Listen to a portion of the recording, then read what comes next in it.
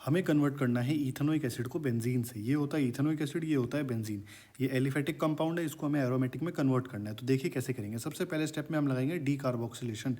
D carboxylation का मतलब क्या होता है? डी कार्बोक्सिलेशन का मतलब होता है ये कार्बोक्सिलिक एसिड में रिएक्शन लगाई जाती है जहाँ पे नंबर ऑफ कार्बन कम किए कर दिए जाते हैं। हमारे पास है CH3COH, इसको हम रिएक्ट कराएंगे एक मेटल के साथ, सोडियम मेटल के साथ। तो एसिड प्लस मेटल एक सॉल्ट बनेगा यहाँ पे, सोडियम एसीटेट। ये है सोडियम एसीटेट और हाइड्रोजन गैस बाहर निकल जाएगी जो कि बाई प्रोडक्ट है, हमें इससे मतलब नहीं। तो जो यहाँ पे ये सॉल्ट बना है, इस सॉल्ट को फिर हम रिएक्ट कराते हैं कॉस्टिक सोडा के साथ, मतलब कि NaOH के साथ। NaOH के साथ जब हम इसको रिएक्ट कराते हैं तो एक बहुत ही बेहतरीन चीज़ होती है। यहाँ पर ये वाला हिस्सा पूरा Na2CO3 बाहर हो जाएगा और H जाके CH3 के साथ लग जाएगा, तो ये बन जाएगा CH4। ये हाइड्रोजन जाके लग जाएगा CH3 के साथ और ये Na2CO3 बाहर हो जाएगा। ये हमारी मेन चीज़ है। इसके बाद हम क्या करेंगे, ये जो हमारे पास CH4 बना है, इसको हम रिएक्ट कराएंगे क्लोरीन से इन the presence of high frequency radiation, जिसको हम सब्स्टिट्यूशन रिएक्शन भी कहते हैं। तो यहाँ पर ये लग जाएगा CH3Cl और HCl बाहर। ये हमारा मेन प्रोडक्ट है। अगले स्टेप में क्या करेंगे, अगले स्टेप पे हम लगाएंगे वुड्स रिएक्शन। वुड्स रिएक्शन बहुत ही इंपॉर्टेंट केमिकल रिएक्शन है ऑर्गेनिक केमिस्ट्री की दुनिया का। इसमें कार्बन की संख्या डबल होती है, एक कार्बन से दो कार्बन हो जाते हैं, दो से चार, चार से आठ हो जाते हैं।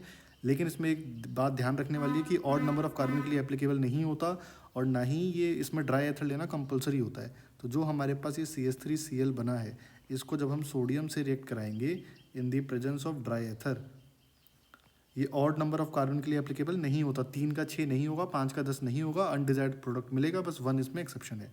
ड्राई एथर के प्रेजेंस में जब हम रिएक्ट कराएंगे तो ये CH3 हमको मिल जाएगा। ये होती है वुड्स रिएक्शन। और साथ में 2NaCl बनेगा, वो बाई प्रोडक्ट में नहीं लिख रहा था, यहाँ पे 2 लगा देंगे, यहाँ 2 लगा देंगे। This is Wurtz reaction. अभी जो हमें मेन प्रोडक्ट मिला है CH3 इथेन, इसको वापस हम क्लोरीन से रिएक्ट कराएंगे हाई फ्रिक्वेंसी रेडिएशन में, तो ये लग जाएगा CH3CH2Cl। अगले स्टेप में हम क्या करेंगे, अगले स्टेप में CH3CH2Cl जो है, इसको हम रिएक्ट कराएंगे एल्कोहलिक KOH के साथ। जब इसको हम एल्कोहलिक KOH के साथ रिएक्ट कराएंगे तो जिस कार्बन से फंक्शनल ग्रुप जुड़ा होता है उसको हम कहते हैं अल्फा कार्बन और पड़ोसी को कहते हैं बीटा कार्बन। तो अल्फा से हेलोजन, बीटा से हाइड्रोजन, तो ये बन जाएगा हमारा double bond, CH2 double bond CH2 और साथ में HCl बाहर। ये जो हमारा एल्कीन बना है, ईथीन बना है, इसको हम रिएक्ट कराएंगे अब ब्रोमीन वाटर से। इसे कहते हैं हम bromine water test. Bromine water test बहुत इंपॉर्टेंट केमिकल रिएक्शन है ऑर्गेनिक केमिस्ट्री की दुनिया का। ये सैचुरेटेड और अनसैचुरेटेड में फ़र्क बताने के लिए यूज़ होता है।